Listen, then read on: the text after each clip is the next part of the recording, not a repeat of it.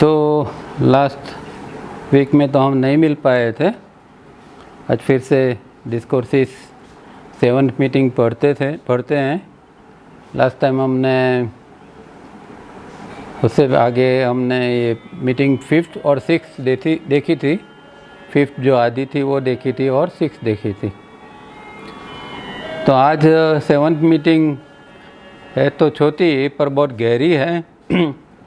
और एक जो किताब है, छोटी सी किताब, उसके कुछ स्टांजा तावरिया जी ने लिए हैं और उसके उस पर डिस्क्रिप्शन है। तो इसके अंदर बहुत गहराई है, इसीलिए ये तावरिया जी ने उनको ये किताब बहुत पसंद थी। और वो थी मैरी कॉलिन्स नाम की एक थियोसॉफिस्ट लेडी थी, उसने ये किताब लिखी थी और किताब का नाम था लाइट ऑन द पाथ।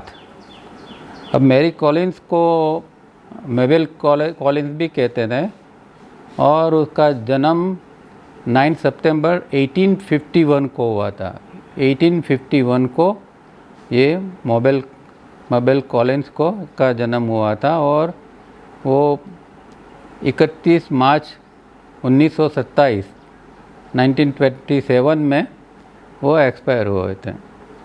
और उन्होंने ऑल टुगेदर 46 बुक्स लिखे हैं। थोड़ा मिस्टिकल है और थियोसॉफी के बेस के ऊपर भी है।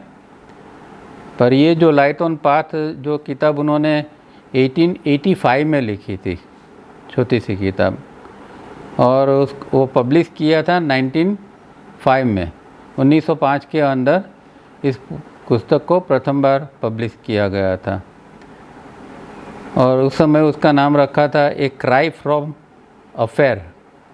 तो इस तरह ये किताब जो थी वो शुरू से बहुत प्रचलित थी और आज भी आपको ये किताब इंटरनेट के ऊपर मिलेगी। तो इसके ऊपर तावरिया जी ने ये पूरी मीटिंग ली है। तो हम पढ़ते हैं 7th मीटिंग डिस्कोर्सेस 1 23 फरवरी 1982। तो ये पेपर 1982 में तावरिया जी ने बनाया था। पेज नंबर 21 इंग्लिश में।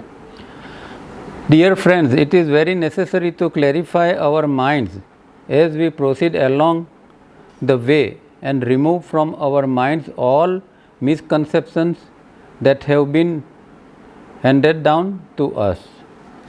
तो ये तो बहुत ज़रूरी है कि अध्यात्म के मार्ग के ऊपर चलना है तो कोई मिसकंसेप्शन हमारे अंदर नहीं रहनी चाहिए। और हमेशा मुझे ये एक मेरे अनुभव में आता है, बार बार आता है। जैसे कि अभी भी हम लोनावाला शिविर में थे तो नए लोग थे, उसके अंदर इतने सारे मिसकंसेप्शन पड़े हुए थे, इतनी सारी गलतफहमियाँ उनके अंदर अध्यात्म के मार्ग के बारे में, प्रैक्टिसेस के बारे में बहुत सारी मिसअंडरस्टैंडिंग लोगों के अंदर होती है। तो ये अभी भी मुझे अनुभव हुआ। तो कम से कम एक क्लैरिटी तो माइंड में रहनी चाहिए कि भाई हम कौन से मार्ग पर चल रहे हैं, क्यों चल रहे हैं और हमें कहाँ, हमारी यात्रा क्या है। इस सब का एक पिक्चर तो हमेशा हमारे माइंड में होना चाहिए।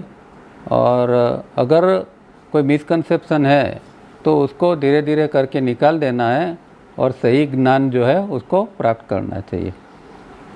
Mary Collins in her wonderful book Light on the Path has given her mind. This book, when understood, would be of great help to sincere disciples. But the language and the meaning is such that is require further explanations. तो ये Mary Collins ने ये किताब जो लिखी थी light on path, वो इतनी गहरी है कि साधक को उपयोगी तो है पर उसकी लैंग्वेज ऐसी है और उसके मीनिंग, अगर उसके अंदर से गहरे मीनिंग निकालना है तो किसी को, हमें जो अनुभवी है, कोई गुरु है, उनको हमें समझाना पड़ेगा कि भाई ये चीज़ का ये अर्थ है। क्योंकि कई जगह पर हम देखेंगे कि एकदम कॉन्ट्राडिक्टरी स्टेटमेंट, एक स्टेटमेंट के बाद में बिल्कुल उल्टा स्टेटमेंट उसके पीछे होता है। तो उसका मीनिंग क्या है और क्यों इस तरह लिखा गया है, वो कोई अनुभवी व्यक्ति अगर हमें समझाता है तो ही समझ में आता है। इसीलिए तावरिया जी ने इसके ऊपर एक्सप्लेनेशन दिया हुआ है। Hence we have taken up a few lines from her book. Later on as we proceed we shall take some more lines also. तो उन्होंने इसमें से कुछ लाइंस जो है वो इसके अंदर से ली है और आगे भी उसके अंदर से कुछ और लाइन लेके हमें समझाएंगे। The lines are in 3 stanzas. Not necessarily that the lines appear in the book in such a sequence, but for our own facility we have arranged them thus. तो ये बुक के अंदर आप अगर देखोगे तो बुक के अंदर तो आपको ये स्टेंजास है वो अलग अलग पेज पर कहीं और जगह पर मिलेंगे, पर तावरिया जी ने उनको सबको उठाकर एक सीक्वेंस के अंदर रखा है यहाँ इस मीटिंग के अंदर और समझाने का प्रयत्न किया है। On the path, when the sincere disciple plods on day after day, suddenly one day he or she notes some definite change in the same eyes, the same ears, see and hear what was not possible before. But in nature, nothing is received without making corresponding payment. अब इस paragraph के अंदर 2 बात उन्होंने की है। पहली बात तो ये कहते हैं कि जैसे जैसे आप इस आध्यात्म के मार्ग के ऊपर आगे बढ़ोगे तो शुरू में तो सालों तक कुछ ऐसा कोई ख़ास प्रोग्रेस हुआ हो ऐसा नहीं लगेगा, और हर साधक का ये अनुभव होता है कि ऐसा इतना कम प्रोग्रेस लगता है जैसे कि मानो कोई ख़ास प्रोग्रेस ही नहीं किया हो, कोई ख़ास अंदर से बड़ा परिवर्तन ही महसूस नहीं होता है सालों तक। पर कहते हैं कि अगर सिंसियरली आपने ये सब किया तो एक दिन सडनली जो आपकी आँख आज नहीं देख सकती है वो देख सकेगी, आज जो कान नहीं सुन सकते हैं वो चीज़ सुन सकेगी, और ये जो है एक दिन ये सब कुछ हो सकता है। कहने का मतलब ये है कि आँख और कान की बात है, मतलब अंडरस्टैंडिंग की बात है कि लेवल ऑफ अंडरस्टैंडिंग एक हमारा चेंज हो जाता है। तो आज हम कुछ देखते हैं और जो समझते हैं और अध्यात्म में आगे बढ़ने के बाद वही चीज़ देखते हैं, चाहे वो बाह्य जगत की हो, छोटी सी चीज़ हो, मानो एक व्यक्ति को देख रहे हैं, पर वो चीज़ देखने का हमारा नज़रिया ही बदल जाएगा और उसके बाद में जो हमें एक अंडरस्टैंडिंग आएगी, जो कुछ ज्ञान आएगा वो भी एक डिफरेंट टाइप का होगा। इसी तरह आज जो सुनते हैं और कुछ जो समझ में आता है और जब आगे बढ़ते हैं तो कुछ जब सुनते हैं तो उसका अंदर से क्लियर कट आइडिया आएगा कि ये बात सही है या नहीं है, या कितनी सही है या कितनी उपयोगी है। तो ये चीज़ तो होनी ही चाहिए, और अगर सिंसियर प्रैक्टिस की है तो कोई नसीबदार साधक को ये चीज़ एक दिन होती हो जाती है। अब मुझे याद है एक बात, यहाँ कायावरण में तावरिया जी की शिविर थी 1994 में मार्च महीने में, और शिविर के अंदर सब लोग प्रश्न पूछते हैं उनको, तो मैंने भी एक प्रश्न पूछा था कि कई लोग सालों तक प्रैक्टिस करते हैं पर जैसे कोई परिवर्तन उनके अंदर नहीं दिखाई देता है, तो उसका क्या कारण होता है, और इसका मतलब ये है कि उनकी कोई प्रोग्रेस नहीं हो रहा है। तो उन्होंने बहुत सुंदर जवाब दिया कि ऐसा नहीं है कि प्रोग्रेस नहीं होता है, पर प्रोग्रेस स्लो होता है। और उसका एक एग्जाम्पल उन्होंने दिया कि भाई देखो, रात जो है तो रात को 9 बजे भी रात ही है और अंधेरा ही है, फिर रात को 12 बजे भी रात है और अंधेरा है, और सुबह में 5 बजे भी अंधेरा है, पर ये तीनों अंधेरे जो है वो अलग अलग है। मतलब कि रात जो है अभी आगे बढ़ रही है, 9 बजे से 12 बजे, 12 बजे से 5 बजे, तो रात अपने आप में जो आगे बढ़ रही है, हालांकि अंधेरा तो सेम दिखाई देता है, फिर भी वो रात आगे जा चुकी है। इसी तरह साधक जो होता है उसका प्रोग्रेस होता है तो ऐसा लगता है कि जैसे कि अंधेरे में ही उसका प्रोग्रेस होता है, पर जैसे कि सुबह होने वाली होती है और आकाश में धीरे धीरे करके लाइट का फैलाव चालू हो जाता है, तब फिर पता चलता है कि हाँ अभी जो है वो सुबह हो रही है, जिसको डॉन कहते हैं। तो इस तरह जो है सुबह इस तरह की धीरे धीरे करके होती है और हमें पता चलता है कि हाँ अभी सुबह हुई। इसी तरह साधक के जीवन के अंदर भी एक पॉइंट के ऊपर उसको ऐसा लगेगा कि हाँ अभी कुछ चेंजेस आ रहे हैं, और ये इस प्रकार का चेंजेस जो है वो फिर साधक को बहुत एनकरेज करता है। ऐसा जब दिखाई देता है कोई चेंजेस तो साधक को एनकरेज करता है। पर एक दूसरी बात भी यहाँ उन्होंने की है कि भाई कुछ भी इस मार्ग के अंदर मुफ्त में नहीं मिलता है, कुछ भी जो है वो पेमेंट करना पड़ता है। और ये लाइन तो हम बार बार इनके नोट्स में सुनते हैं, बार बार वो लिखते हैं कि भाई कॉरस्पेंडिंग पेमेंट करना पड़ेगा आपको। जिस चीज़ की आप चाहते हो, आप जिस तरह का प्रोग्रेस चाहते हो, तो इस तरह का पेमेंट करना पड़ेगा। और पेमेंट एक ही है, सिंसियरिटी से प्रैक्टिस। आपकी प्रैक्टिस कितनी सिंसियर है, आप सिंसियरिटी से कितनी प्रैक्टिस कर रहे हैं, यही हमारा साधक का पेमेंट होता है। कोई और टाइप का पेमेंट उसमें नहीं है, ना कोई गुरु को दक्षिणा देना है, ना कोई पैसे की बात है। पर सिंसियरिटी से बस प्रैक्टिस करते ही जाओ, करते ही जाओ, और एक दिन इस तरह की अंडरस्टैंडिंग हमारे अंदर डेवलप होती है। We all know from the life of Gautama as prince, when one day he went out of the palace to the town, and then he saw a blind man, a beggar in poor condition, a dead body being taken to the burning ghat, and he was moved to tears to find so much sorrow, so much suffering in the world. तो ये तो story बहुत famous है और हम सब जानते हैं कि भगवान बुद्ध बनने से पहले जब वो सिद्धार्थ गौतम थे, तो जब किसी ने ज्योतिष ने कह दिया था उनके पिता को कि ये शायद बड़ा चक्रवर्ती राजा बनेगा या फिर बहुत बड़ा सन्यासी बुद्ध बनेगा, तो उनके पिता की इच्छा थी कि वो चक्रवर्ती सम्राट बने।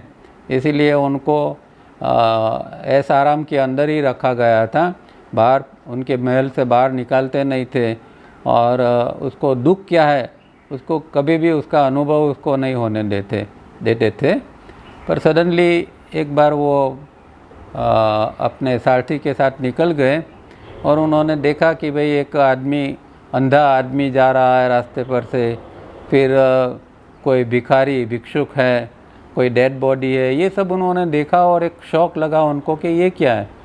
और वो सारथी को पूछते गए, उसने बताया कि भाई हाँ ये जीवन के अंदर ऐसा ऐसा होता है, आदमी बुढ़ा भी होता है, उसकी मृत्यु भी होती है वगैरह। फिर उनको बहुत शौक लगा और उनको लगा कि तो फिर सत्य क्या है और मुझे सत्य जानना चाहिए। और इसीलिए फिर उन्होंने घर छोड़ के निकल गए और 6 साल की कठिन साधना के बाद उनको जो बोधि ज्ञान है उनकी प्राप्ति हुई है, बुद्ध बन गए थे। तो ये स्टोरी हमें जानते हैं, यही बात यहाँ लिखी है। Not only was he moved to tears, he gave up wife, child, throne luxury to find the truth, the cause of such misery and sorrow, and whether there was a way out. तो ये उन्होंने देखा सब कुछ और इसके बाद में सबका त्याग कर दिया। और उनके अंदर यही था कि ये जो दुख है, दुख की आत्यंतिक निवृत्ति किस तरह हो सकती है, दुख से व्यक्ति, सारा समाज, सारी व्यक्ति किस तरह इससे निकल सकती है, उसका कोई मार्ग है कि नहीं, वो ढूंढने के लिए वो निकल पड़े। Ultimately when he was enlighten and was known as the Buddha, a young mother with her dead child approached him and said, Master, give it life, for it is all I have. अब यहाँ जो पीछे जो उन्होंने जो Mary Collins की जो बातें लिखी है जो स्टेंजा से, उसके अंदर की एक बात यहाँ आती है, यहाँ उन्होंने पहले डिस्क्रिप्शन कर दिया है, फिर बाद में हम वो भी देखेंगे। तो कहते हैं कि जब वो बुद्ध बन गए और एक यंग लेडी थी जिसका एक छोटा सा बच्चा था, वो मर गया था, तो उसको एक आशा थी कि कोई संत के आशीर्वाद से वो ज़िंदा हो जाए, और उसने सुना होगा कि भगवान बुद्ध यहाँ हैं, तो भगवान बुद्ध के पास ले गई बच्चे को और कहा कि भाई इसको लाइफ दो, उसको जीवन दो, क्योंकि मेरा सर्वस्व ये बच्चा ही है। Now that his inner eye had seen the truth, he simply said, mother, that which is born must die, go and lament no more, for that is the law. तो फिर उन्होंने बहुत एक करुणा से उसको जवाब दिया। अब उसकी आंख में आंसू नहीं थे। उस समय जब वो गौतम सिद्धार्थ थे, तब जब किसी मृत व्यक्ति को देखा तो उसकी आंख में आंसू आ गए। आज भी वही देखा उन्होंने, एक बच्चे को मृत देखा, पर अभी उसकी आंख में आंसू नहीं थे, क्योंकि उनको सत्य क्या है और ये प्रकृति किस तरह काम कर रही है उसका उनको बोध हो गया था। और बोध अंदर से, खाली फिलोसॉफिकल नहीं और खाली टेम्पररीली नहीं, पर गहराई से उनको बोध हो गया था कि जीवन क्या है और किस तरह चल रहा है, और ये एक जीवन का अनिवार्य अंग है कि जो जन्मता है उसको मरना पड़ता है, इसलिए तुम शोक मत करो। इस तरह वो लेडी को वो थोड़े ये करते हैं और ये बताते हैं कि भाई ये तो एक नियम है प्रकृति का, और इसीलिए ये बच्चा को जीवित करना संभवित नहीं है। Buddha, the compassionate, had not become less warm or less emotional because now he was known as the compassionate. But when the truth is realized, one reaches a state of feeling all emotions deeply without disturbing the inside of our being. अब भगवान जो थे, भगवान बुद्ध दयावान, करुणावान बुद्ध हो गए थे, और इसी तरह वो फेमस थे करुणावान बुद्ध के रूप में, और इसीलिए उसको उसके अंदर भरपूर दया थी, करुणा थी। मतलब कि वो अंदर से एकदम वार्म थे, इमोशनल भी थे, मतलब उसके अंदर एक उष्मा थी, एक भाव था, और वो अगर हो सकता है वो जितना भी मदद किसी को कर सकते वो करने की भी तैयारी थी। पर ये लोग भी कुदरत के जो कानून होते उससे परे जाके वो काम नहीं करते, इसीलिए उन्होंने देखा कि भाई ये एक डेथ है, उसका उन्होंने स्वीकार कर लिया और उसको जवाब दिया। पर इसका मतलब ये नहीं है कि व्यक्ति अगर किसी को कुछ ना कहता है तो वो लेस वार्म है या लेस उसके अंदर इमोशंस है, ऐसा नहीं है। हमसे ज़्यादा इन लोगों के अंदर इमोशंस होते हैं, गहरे इमोशंस होते हैं। हमारे अंदर तो जो इमोशंस जो है वो सेंसिटिविटी से ज़्यादा सेंसिटिवनेस होती है। वो दोनों में क्या अंतर है वो आगे हम देखेंगे। पर ये जो संत लोग होते हैं उसके अंदर एक इमोटेटिव स्टेट होता है, और इमोटेटिव स्टेट से वो जीते हैं और जितनी मदद हो सके इतनी करते हैं।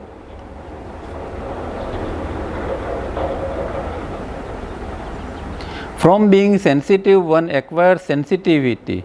From becoming emotional and being moved inside out, one attains to a state known as the emotive state, feeling deeply all shocks of emotions but without disturbing one's inside being. अब ये सामान्य व्यक्ति और संत के अंदर एक डिफरेंस क्या है कि भाई जब ऐसी बाह्य घटना घटती है तो सामान्य व्यक्ति जो है वो अंदर से डिस्टर्ब हो जाता है, जबकि संत जो होता है उसका लक्षण ये है कि बाहर चाहे कितनी भी गमगीन घटना घटे, कितनी भी शॉकिंग घटना घटे, फिर भी अंदर से वो डिस्टर्ब नहीं होते हैं और वो एक स्टेट में रहते हैं जिनको यहाँ इमोटेटिव स्टेट कहा है कि जो स्टेट के अंदर एक भरपूर उष्मा होती है और यहाँ एक जो शब्द आगे भी आया कि being sensitive one acquire sensitivity. अब सेंसिटिविटी जो है वो तो अच्छी बात है, संवेदनशीलता जो होती है, पर उससे विपरीत एक और चीज़ है जिसको तावरिया जी सेंसिटिवनेस कहते हैं। ये उनका एक शब्द है, एक टर्मिनोलॉजी। तो सेंसिटिविटी तो पॉजिटिव चीज़ है, पर सेंसिटिवनेस जो है वो नेगेटिव चीज़ है। जो इमोशन क्रूड है, जिस इमोशन के अंदर नेगेटिविटी पड़ी है, ऐसे इमोशंस को सेंसिटिवनेस कहते हैं। और तावरिया जी कहते हैं कि ये सेंसिटिवनेस भी एक प्रकार की ऊर्जा ही है, और ये अपने मणिपुर चक्र के अंदर जनरेट होती है। तो जितना जितना मणिपुर चक्र शुद्ध होता जाएगा, इतनी ये सेंसिटिवनेस कम होती जाएगी और वो सेंसिटिविटी के अंदर कन्वर्ट हो जाएगी।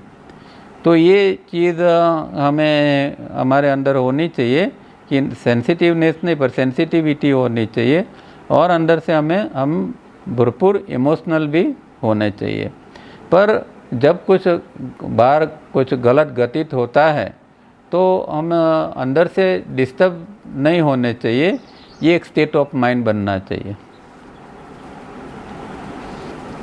The first 10 lines talk of this emotive state of being and an advanced state of being where one can see, hear, speak, understand what was not possible before। तो जो आगे उन्होंने ऊपर बात की है, यही यहाँ बात करते हैं कि ये मैरी कॉलिन्स की जो लाइन्स है उसके अंदर हम यही देखते हैं कि किस तरह का ये एक चेंज व्यक्ति के अंदर होता है। तो एक स्थिति और दूसरी स्थिति, दोनों स्थिति वो बताते हैं। अब जो फर्स्ट स्टैंजा है उसके अंदर जो एक शब्द आता है उसके बारे में कहते हैं, the words to be properly understood are incapable of tears. अब हम साथ साथ में जो पीछे जो दिया है पेज नंबर 25 के ऊपर, ये मैरी कॉलिन्स के जो स्टैंजास है वो भी देखते जाएंगे, क्योंकि इसका ही उन्होंने एक्सप्लेनेशन आगे दिया है। तो खाली एक्सप्लेनेशन पढ़ेंगे और ये पीछे नहीं देखेंगे तो बात समझ में नहीं आएगी। तो यहाँ ये भी साथ साथ में ही पढ़ते हैं ताकि एक स्टडी हमारा हो जाए। तो मैरी कॉलिन्स क्या कहती है, before the eyes can see they must be incapable of tears. तो अगर यहाँ एक बात क्या है कि आँख जब देखती है तो उसकी ऐसी स्थिति हो जानी चाहिए कि इनकेपेबल ऑफ टीयर्स। ये शब्द बहुत महत्वपूर्ण है। मतलब कि अंदर जो अभी हमने बात की है ना कि एक उसके अंदर ऐसी भरपूर सेंसिटिविटी हो, और वो जो है अभी वो देखते हैं तो उसके अंदर, जैसे कि ये भगवान बुद्ध का एग्जाम्पल दिया कि भाई वो लेडी बच्चे को लेके आई तो उनकी आँखों में अब आंसू नहीं थे। तो इनकेपेबल ऑफ टीयर्स का मतलब यही है कि जब ट्रूथ दिखाई देता है, जब सत्य जब पता लगता है सत्य का, तो व्यक्ति की आँख में फिर आंसू नहीं होते हैं, गमगीनी नहीं होते हैं। वो चीज़ वो स्वीकार कर लेता है कि भाई यही नेचर है और यही नेचर के कानून है। और व्यक्ति जो है कि कई लोग क्या है कि ओवर सेंसिटिव होते हैं, और ओवर सेंसिटिव व्यक्ति हमेशा ऐसी चीज़ों के बहुत जल्दी भोग बन जाते हैं। तो उसके ऐसी व्यक्ति जो है वो आंसू उनके लिए ये शब्द है कि भाई ये ऐसे लोगों को इनकेपेबल ऑफ टीयर्स होना चाहिए। मतलब कि उनके अंदर की जो ज़्यादा सेंसिटिविटी है वो कम होना चाहिए। अब यहाँ पेज में भी यहाँ तावरिया जी ने यही बताया है कि the words to be properly understood are incapable of tears. फिर आगे कहते हैं, similarly in the second stanza there are expressed 3 contradictions about ambition, desire of life and comfort।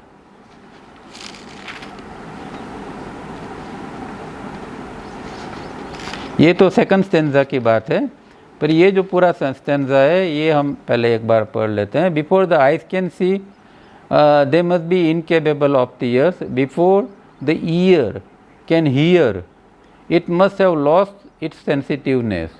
तो यहाँ फिर ये बात आती है कि भाई हमें जो इसका यहाँ कहने का मतलब ये है कि जब हम कुछ सुनते हैं और हमें जो बुरा लग जाता है वो नहीं होना चाहिए। हमारे अंदर इस तरह की जो सेंसिटिवनेस है वो निकल जानी चाहिए। से जो सेंसिटिवनेस वाली व्यक्ति होती है उसको बात बात में बुरा लग जाता है, जिसको कहते हैं ना टची लोग, ऐसे कि उसको बहुत जल्दी बुरा लग जाता है। तो कुछ भी सुनता है व्यक्ति तो उसको ऐसा ऐसा अंदर से फील होता है। ऐसी व्यक्ति के लिए कहा कि भाई उसको ये सेंसिटिवनेस से बाहर निकलना चाहिए। Before the voice can speak in the presence of the master it must have lost the power to wound.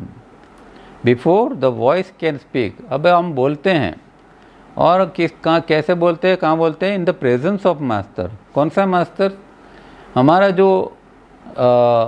जो आत्म तत्व है वो हमेशा एक ध्यान में रहना चाहिए। व्यक्ति अगर साधक है, अच्छा साधक है, तो उसका एक हमेशा एक ध्यान उसके आत्म तत्व के प्रति रहता है और वो हमेशा इसको ये ध्यान में आता है कि मैं जो बोल रहा हूँ, मैं जो कर रहा हूँ, वो कोई सुन रहा है, मेरी हर बात देख रहा है। तो मेरा जो अंदर मास्टर बैठा हुआ है, मेरा जो गुरु अंदर बैठा हुआ है, वो हमेशा उसकी नज़र मेरे ऊपर है। तो वो अगर हम कुछ भी बोलते हैं तो अगर ऐसी हमारे अंदर एक दृष्टि होगी, एक भाव होगा, तो कभी भी हम गलत बोल नहीं सकेंगे, कभी भी हम गलत कर नहीं सकेंगे। तो इसकी प्रेजेंस हमेशा हमें फील होनी चाहिए। और अगर ऐसा होता है तो जो पावर टू वुंड है, मतलब किसी को हम दुख देने का जो हमारे अंदर, हम बोल के किसी को दुख देते हैं हमारी वाणी से, हम जो कटु वाणी बोलते हैं, किसी को हम गलत कहते हैं, ब्लेमिंग करते हैं, किसी को दुख देते हैं, तो अगर इस तरह की अंदर स्थिति होगी तो कभी ऐसा हो नहीं पाएगा कि वो व्यक्ति किसी को दुख देना चाहे तो भी वो दुख नहीं दे पाएगा। इसकी जब इतना एडवांसमेंट होता है तो व्यक्ति फिर ऐसा हो जाता है कि वो चाहे तो भी किसी को दुख नहीं दे सकते, वो ऐसी वाणी बोल ही नहीं सकता कि किसी को दुख हो। तो ऐसी स्थिति अंदर हो जानी चाहिए। और वो अगर हमारे अंदर एक भाव है कि हमारा आत्म तत्व हमेशा प्रेजेंस है और हम जो कर रहे हैं वो देख रहे हैं, अगर ऐसी एक बात अंदर बैठ जाती है तो बहुत सारी गलत चीज़ हम कभी भी कर नहीं सकेंगे। Before the soul can stand in the presence of the masters its feet must be wash in the blood of the heart. यहाँ भी वही बात है, before the soul can stand. Soul मतलब यहाँ जीव, आत्मा नहीं।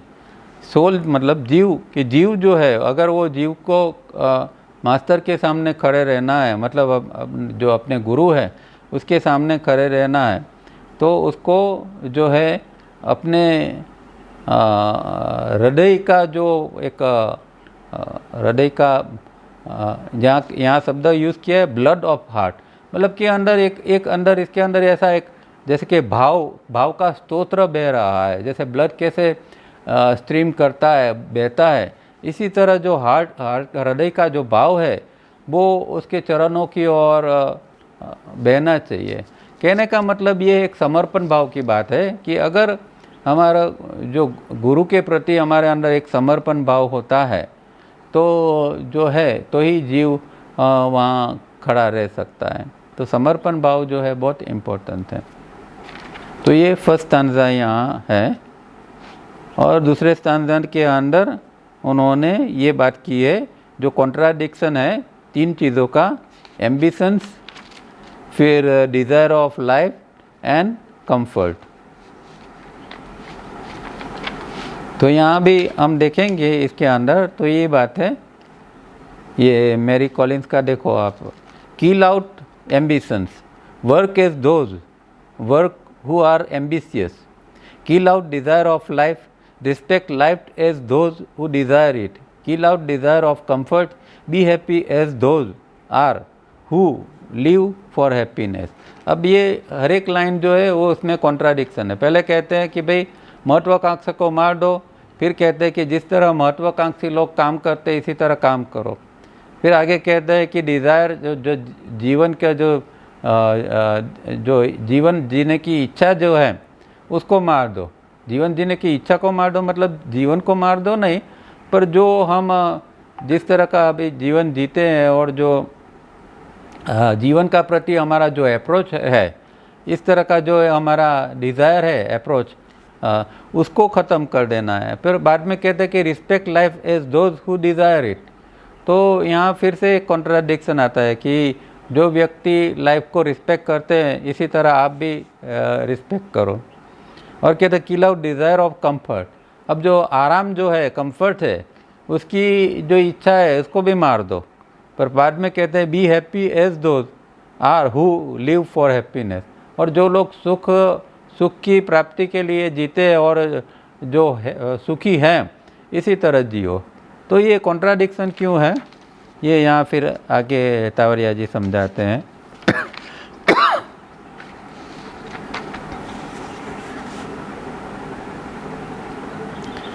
तो ये सेकंड स्टेंजा, ये तावरिया जी का जो पेज नंबर 22 पर जो फर्स्ट पैराग्राफ है ना, उसके अंदर ये बात कहते हैं, the author therefore by this contradictions emphasises the detachment has to be in the mind and heart, so that we live for life, for comfort and for ambition, as if we are like the worldly people, but our inside being is not disturbed, just as strong emotions cannot disturb, and our values of life must change. तो यहाँ इन्होंने एक इसका point बता दिया कि ये contradiction नहीं है, आपको किस तरह समझना है। एक ब्रेक बाद में आ सकता है। तो कहने का मतलब ये यहाँ एक की दे रहे हैं, एक बता रहे हैं कि भाई आपके अंदर, आप बाहर से जो भी करना है वो करिए, पर आपके अंदर एक डिटैचमेंट का भाव आपका मन और हृदय के अंदर हमेशा होना चाहिए। और फिर डिटैचमेंट का भाव है, फिर चाहे आप कोई भी लग्जरी है उसका उपयोग करो, आप कंफर्ट को यूज़ करो, आप चाहे कोई भी एम्बिशन रखो लाइफ के प्रति, आपका चाहे एक लाइफ जीने में एक आपको इंटरेस्ट है, एक फुल इसमें आप जी रहे हैं जीवन, तो ये सब कुछ चलेगा। पर कब कि अंदर, पहले तो अंदर एक डिटैचमेंट का भाव, वैराग्य का भाव आ जाना चाहिए कि ये सब है और जो जो ज़रूरी है शरीर के लिए, मन के लिए, ऑब्लिगेशन के लिए, वो सब करना है, पर डिटैचमेंट के साथ में करना है। इस तरह अगर करते हैं तो फिर आप देखोगे कि ये चीज़, ये पॉइंट ऑफ व्यू देखोगे तो आपको कॉन्ट्राडिक्शन ये लाइन के अंदर नहीं आएगा। और कहते हैं कि values of life must change. तो हमारे जो वैल्यूज़ है, जो मूल्य है जीवन के, वो चेंज होने चाहिए। मतलब कि जिस तरह पहले जीते थे कि वो चीज़ों के अंदर डूब जाते थे, वो चीज़ अगर नहीं मिलती है तो उसके बिना नहीं चलेगा, अंदर से दुखी होते थे, अब ऐसा नहीं रहेगा। एक क्योंकि लाइफ की जो मूल्य क्या है वो अभी एक बदल गया है। पहले चीज़ों के अंदर हमें मूल्य दिखाई देता था, चीज़ों को की एक आकर्षण था, एक अटैचमेंट था। अब ये चीज़ निकल गई है, चाहे वो चीज़ है पर उसके प्रति का जो एक अटैचमेंट था वो ख़त्म हो गया। And if we lose all or everything is taken away from us, not only that, any minute we should be able to give up all with a smile, for we are trustees, not owners, of the so-called possessions of things and or persons. तो यहाँ फिर उन्होंने वही बात आगे और गंभीर रूप में कही है कि खाली इतना नहीं है कि भाई आप ये चीज़ जो है वो डिटैचमेंट, पर अगर उसको छोड़ना भी है, अभी तो आपके पास कंफर्ट है वगैरह, आप डिटैचमेंट से चलो उसका उपभोग कर रहे हो, पर एक पॉइंट के ऊपर आपको ये सारी चीज़ों को छोड़ना है तो आपको दुख नहीं होना चाहिए। आप मुस्कुराते हुआ ये चीज़ों को आप छोड़ सको, इतनी आपके अंदर एक एबिलिटी आ जानी चाहिए। क्योंकि इसका कारण ये है कि हम किसी भी चीज़ का मालिक नहीं है, हमेशा हम ट्रस्टी है। और ये बात तावरिया जी के अंदर बहुत गहरी थी, क्योंकि उन्होंने जो उनकी एक लास्ट नोट लिखी थी उसके अंदर अपने बारे में भी उन्होंने लिखा था कि मैंने जीवन को एक ट्रस्टी के रूप में ही देखा है और मेरे पास जो कुछ था उसको मैंने ट्रस्टी के रूप में ही उस चीज़ों को उपयोग किया था।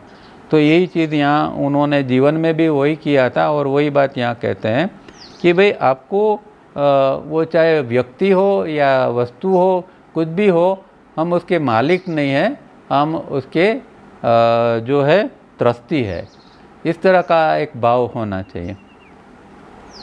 The inner eye and ear will see and hear only then this change attitude of emotive state, the state of sensitivity and not sensitiveness, is the price to be paid and with a smile. In fact, it is not a price when one is entitled. तो यहाँ जो है वो अंदर से ऐसा detachment की स्थिति बनेगी, तब जाके फिर व्यक्ति के आँख और कान जो है वो अलग ढंग से काम करेंगे, वो अलग देखेंगे और अलग सुनेंगे।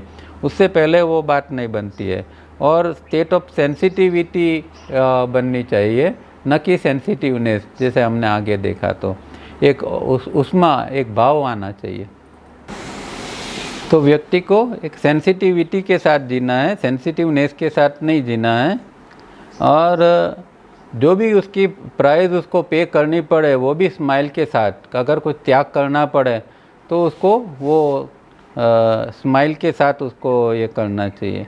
और जब व्यक्ति एनलाइटन हो जाती है तब उसको पता होता है कि भाई मैंने जो कुछ त्याग किया ये तो कुछ भी नहीं है, जो मैंने पाया है उसके बदले में जो त्याग किया है उसको तो कुछ कह ही नहीं सकते। इतना बड़ा रिवॉर्ड मिलता है व्यक्ति को जब एनलाइटन होता है। तो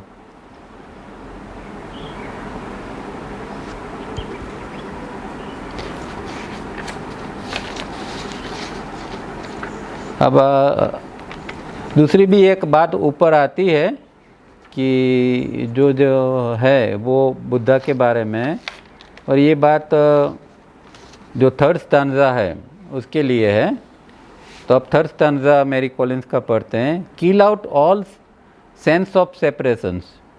क्या कहते हैं कि जो अलगता का भाव है, सेंस ऑफ सेपरेटनेस, तो जो अलगता का जो भाव है वो व्यक्ति के अंदर से निकल जाना चाहिए। मतलब कि मैं और दूसरी व्यक्ति जो है वो बाहर से तो अलग है, पर अंदर से जब हम मानते हैं तो वो जो सेंस ऑफ सेपरेटनेस है वो निकल जाना चाहिए। इसीलिए तो नीत्शे कहते थे कि द अदर इज़ हेल। मतलब कि दूसरे को दूसरा जानना वो एक हेल, नरक की तरह की, नरक जैसी बात है। तो इस तरह यहाँ है, kill out all sense of separateness yet stand alone and isolated.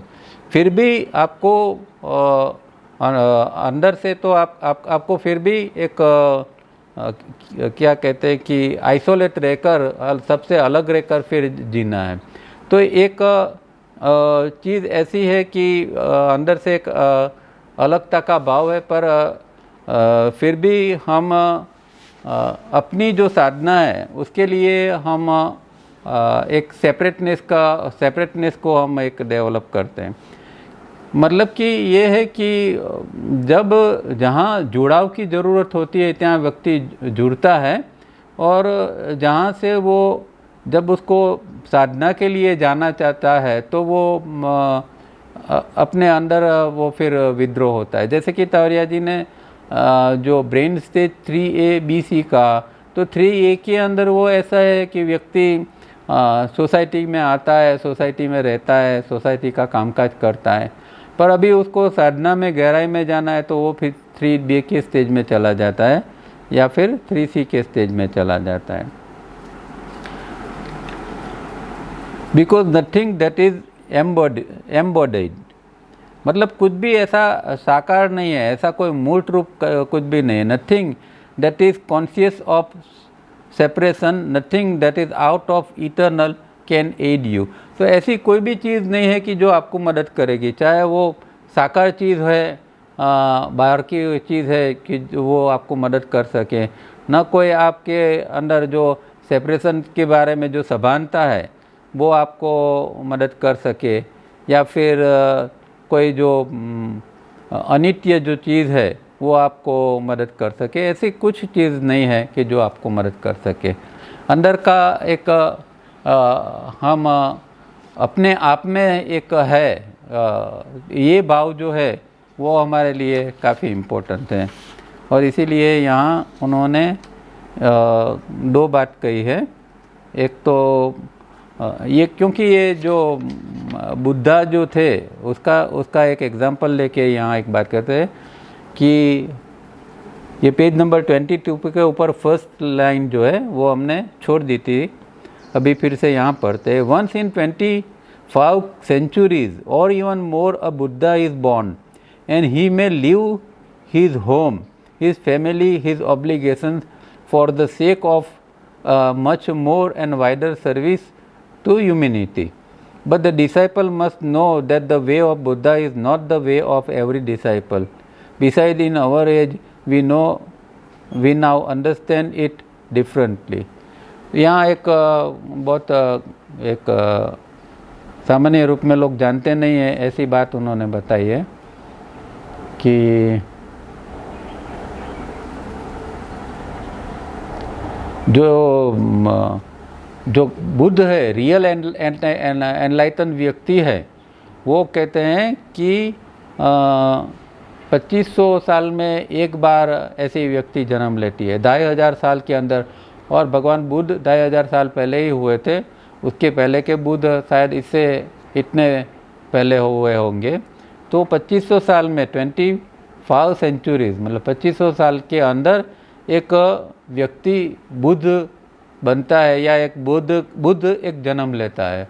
जो व्यक्ति बुद्ध है, ऐसी व्यक्ति 2500 साल के बाद में ऐसी व्यक्ति जन्म लेती है। और ऐसी व्यक्ति अगर कोई पर्पस से अपने फैमिली का त्याग करती है, संन्यास धारण करती है, अपनी फर्जों से मुक्त होती है, तो उनके लिए ये बात ठीक है। पर ये चीज़ सामान्य साधक के लिए नहीं है। बुद्ध जो है, क्योंकि उसको एक ह्यूमैनिटी की बहुत बड़े पैमाने के ऊपर उसको जो सेवा करनी है पूरी ह्यूमैनिटी की, तो इसके लिए हो सकता है कि उसको घर भी छोड़ा, जैसे कि सिद्धार्थ गौतम ने किया था। और उसने वो किया था, वो सही था उस समय के लिए, ताकि वो पूरी ह्यूमैनिटी की सेवा कर सके। पर जो सामान्य साधक है उसका ये मार्ग नहीं है। बुद्ध का मार्ग वो सामान्य साधक का मार्ग नहीं है। इसीलिए कहने का मतलब ये है कि सभी को इस तरह का घर बार छोड़ के जाने की ज़रूरत नहीं है, घर बार में रह के ही साधना करनी है। और तावरिया जी तो इसके ऊपर खास जोर देते थे कि भाई आज हमें, और हमारी अंडरस्टैंडिंग भी आज इस तरह की है कि भाई फैमिली में रह के ऑब्लिगेशंस को फुलफ़िल करते हुए धीरे स्लोली हमें प्रोग्रेस करना है। तो ये थर्ड स्टैंजा था है, उसके साथ में ये बात है। अब यहाँ फिर नीचे तावरिया जी यही बात अगर जरा अलग रूप से कहते हैं कि सेकंड पैराग्राफ जो है, the first 5 lines of the third stanza are very different. Here the message is different. There are disciples who run away to Himalayas or ashrams or some such quiet place, that is they seek solitude, for they feel that in such condition their progress is more possible than in a city living a householder life. It is never possible, and some use the word Maya loosely. तो ये जो हमने ऊपर बात की है वही बात यहाँ भी आती है कि ये जो कई लोग ऐसे मानते हैं कि भाई संसार में रहकर तो साधना हो ही नहीं सकती, इसीलिए कोई आश्रम में या हिमालय में जाके ही रहना पड़ेगा और साधना करनी पड़ेगी। हाउस होल्डर बन के तो साधना हो नहीं सकती है और कोई प्रोग्रेस भी नहीं होता है। और लोगों को माया भी कहते हैं कि ये तो सब जंजाल है, माया है, ऐसी माया में कहाँ फंसेंगे हम, और अगर माया में फंस गए तो हमारी कोई हमसे साधना नहीं होगी, हमारा कोई प्रोग्रेस नहीं होगा। ऐसे लोग मानते हैं और आज भी मानते हैं। बहुत सारे कुछ संप्रदाय है, बहुत सारे गुरुओं के अपने जो ट्रेडिशंस है, इनमें कुछ लोग ऐसे आज भी मानते हैं और इस तरह का लोग जाने अनजाने संन्यास ले लेते हैं और निकल पड़ते हैं। पर वो कहते हैं कि वो ज़रूरी नहीं है, घर में रहकर ही साधना कर प्रोग्रेस करना चाहिए। While other disciples, if they have made some progress, think that they are of a kind different from the normal mass of people. These lines are applicable to both the types of disciple. अब कुछ लोग ऐसे हैं कि थोड़े आगे बढ़ जाते हैं तो उनको ऐसा लगता है कि भाई हम तो दूसरे जो व्यक्ति है, जो सामान्य व्यक्ति का जो समूह है उससे हम अलग है। तो ये दोनों ऊपर वाले जैसे भाग जाते हैं ये या ये नीचे वाले, दोनों के लिए वो जो थर्ड स्टांजा है वो एप्लीकेबल है, ऐसा यहाँ ये कहते हैं। फिर आगे आता है, the author says that no length of progress should give one the sense of separateness nor is there a need to separate and run away. ये थर्ड पैराग्राफ में अंतर फिर यही बात जो ऊपर कही है वही बात यहाँ हमें समझनी है जब थर्ड पैराग्राफ स्टांजा पढ़ते हैं कि यहाँ जो मैरी तावरिया जी कहते हैं कि मैरी कॉलिन्स का ऐसा कहने का भाव है कि व्यक्ति जो है वो the sense of separateness nor is there a need to separate and run away. तो यहाँ सेपरेटनेस बाहर के स्तर के ऊपर कोई सेपरेटनेस की ज़रूरत नहीं है कि त्याग करने की, घर बार छोड़ दिया या दूसरों से अलग हो गए, सेपरेट हो गए और कुछ एकांत में जाके साधना करने लगे, इस तरह की कोई ज़रूरत नहीं है, ऐसा मैरी कॉलिन्स का कहना है। और इस तरह तावरिया जी यहाँ एक्सप्लेन करते हैं।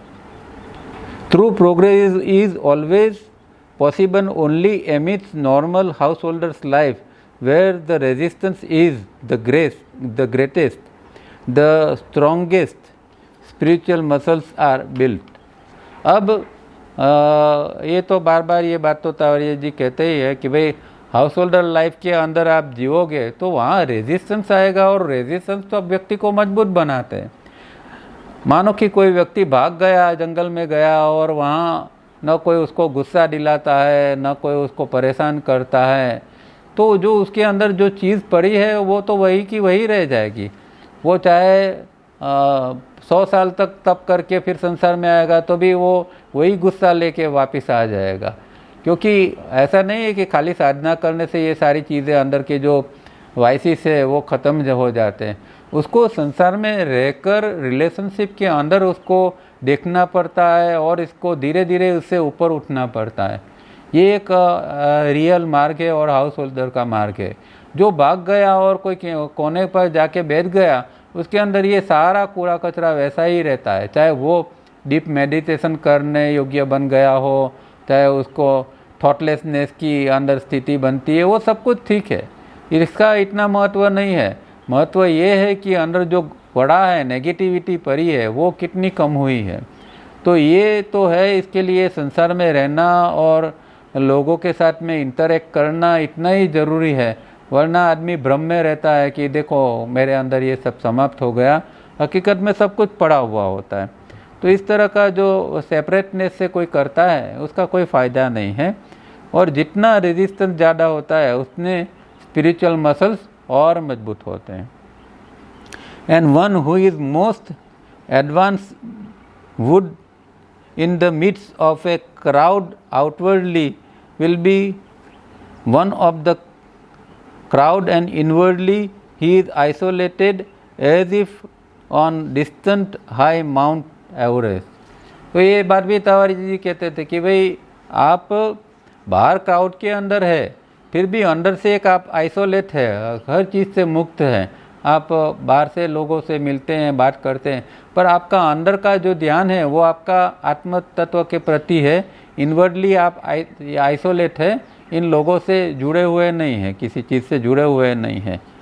और ये स्थिति को बनाना वो बहुत ज़रूरी है। इसीलिए ध्यान के बारे में भी यही बात वो कहते थे कि भाई आप कहते हैं कि भाई मुझे तो रूम में ध्यान लगता है पर लोगों के बीच में ध्यान नहीं लगता है, तो ध्यान तो शेयर बाज़ार के बीच में भी अगर आपका ध्यान लगता है तो आपका ध्यान सही है।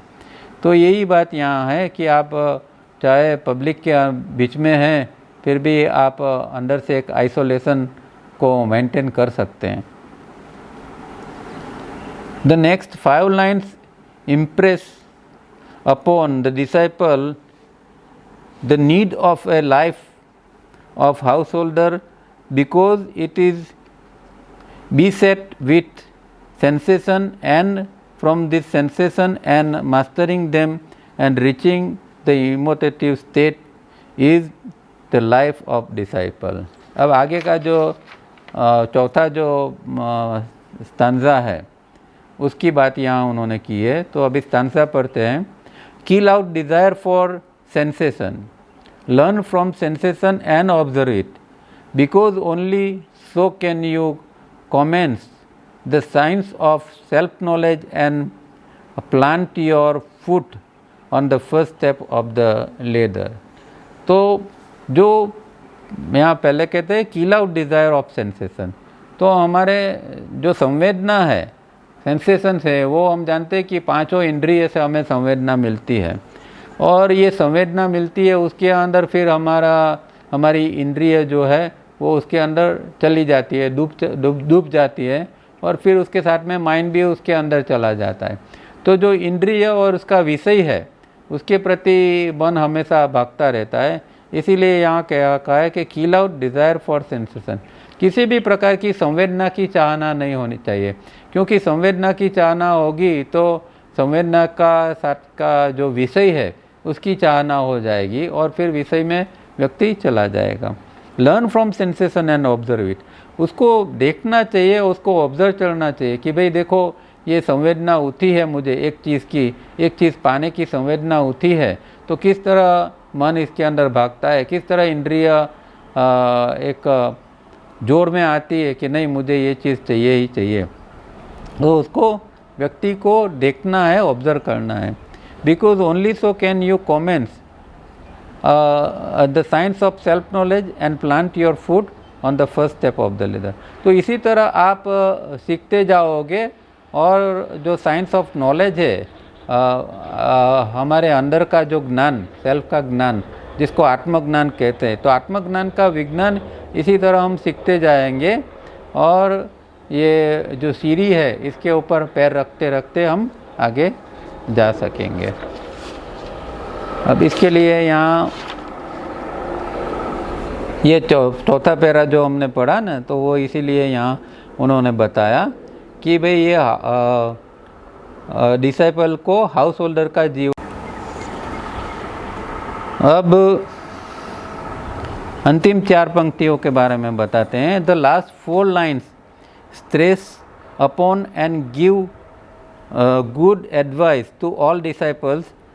The sincerity of the disciple is not doubted, but in being absorbed with the thought of his or her progress only, one is apt to lose sight of a great law on the path. As one moved ahead, one must extend the hand of help to another struggling disciples. If one is conscious and unknowingly selfish to run fast ahead alone, one commits a fault of omission and the disciple is reminded of this omission. तो अभी 4 line जो last इसकी है, पहले ये देख लेते हैं।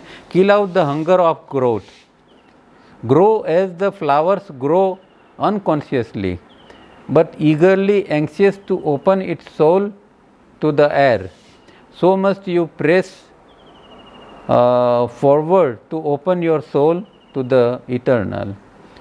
तो यहाँ कहते हैं kill out hunger of growth, प्रगति तो करनी है, खिलना भी है, हमारे विकास करना है, पर इस तरह सेल्फिश हो के नहीं कि बस जो है वो हमें आगे बढ़ना है, मैं तो अकेला आगे बढ़ जाऊंगा, किसी को साथ चलना है तो चले या न चले, मुझे तो प्रोग्रेस करना ही है, इसी जीवन में मुझे मोक्ष चाहिए, इसी जीवन में मुझे एनलाइटनमेंट चाहिए, मैं किसी के लिए रुक नहीं सकता।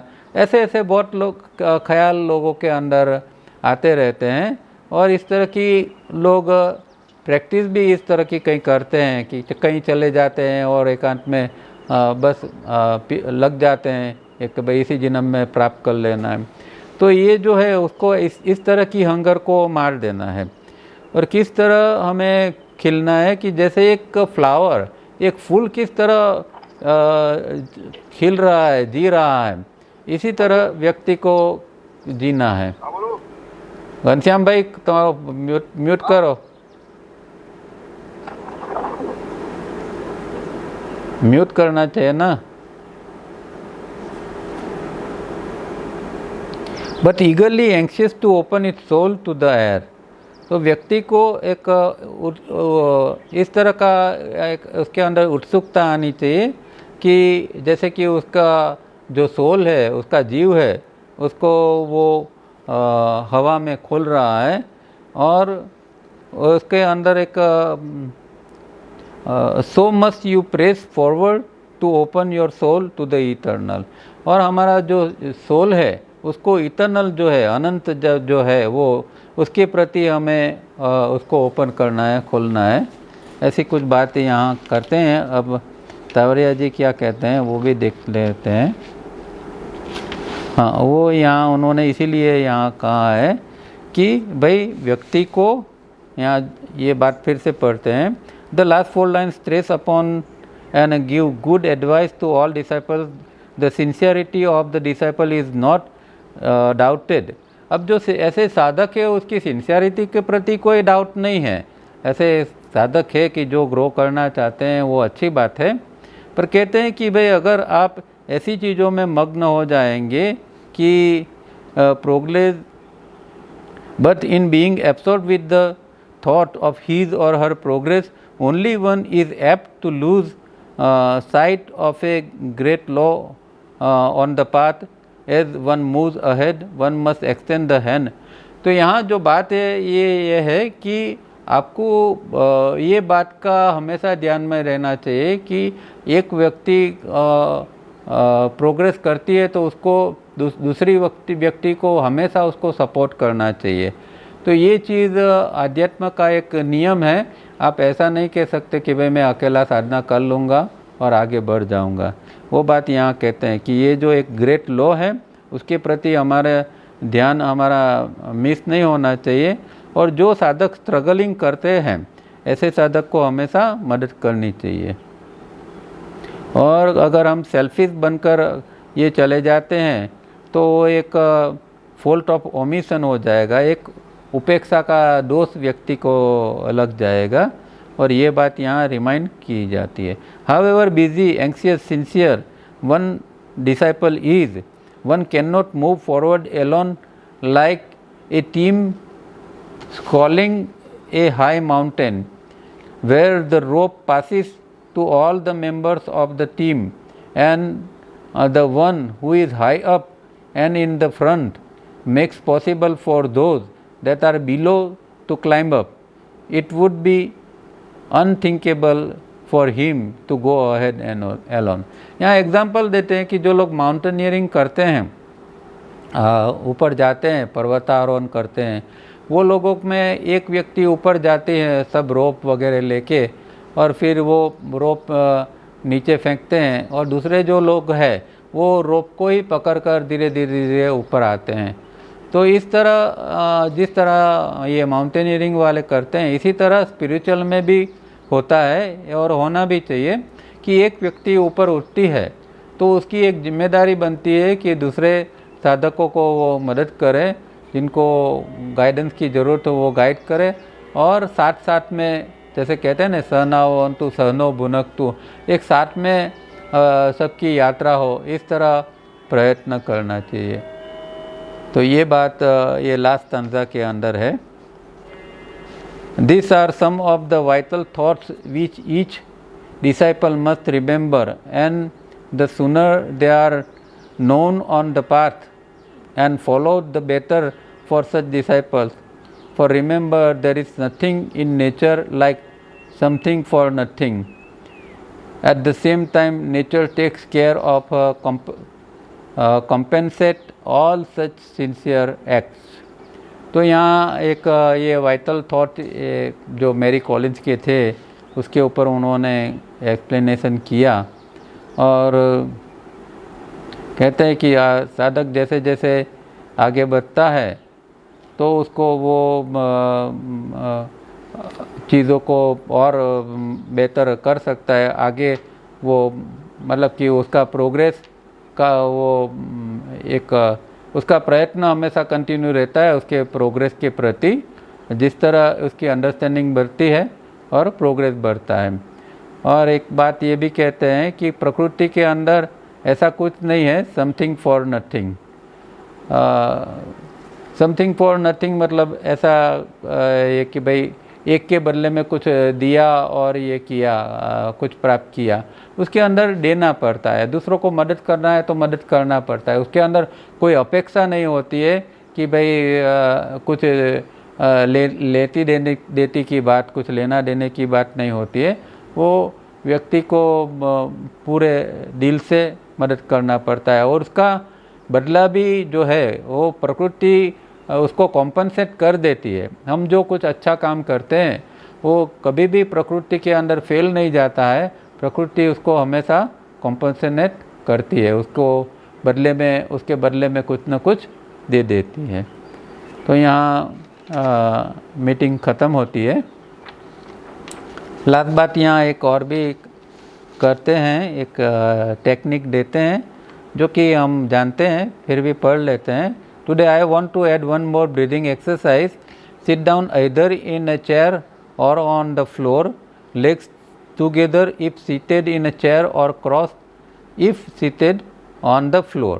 तो कहते हैं कि आप बैठो चेयर के ऊपर, कुर्सी के ऊपर बैठो और पालथी मारकर ज़मीन के ऊपर बैठो और फिर क्या करना है कि keep your hands above the naval. दोनों हाथ जो है वो आपका जो नाभि का हिस्सा है उसके ऊपर के भाग में रखो। This is to get the feel of the movement of the abdomen in that area only. तो उसका कारण यही है कि आप उसको फील कर सको, जो एब्डोमिन का एरिया है उसको आप हाथ उसके ऊपर हाथ रखोगे तो जो पेट की मूवमेंट होती है उसको आप फील कर सकेंगे। Exhale and as you exhale feel the stomach drawn in, taking in a normal breath and feel the stomach pushing out। ये एक एक्सपीरियंस करना है कि क्या करना है कि श्वास छोड़ के पेट को अंदर खींचना है। तो हाथ पेट के ऊपर रखे हैं और श्वास छोड़ो और पेट अंदर जाता है, वो उसको फील करो। और जैसे ही श्वास आप लोगे तो धीरे से पेट बाहर आएगा, उसको भी आप अनुभव करो।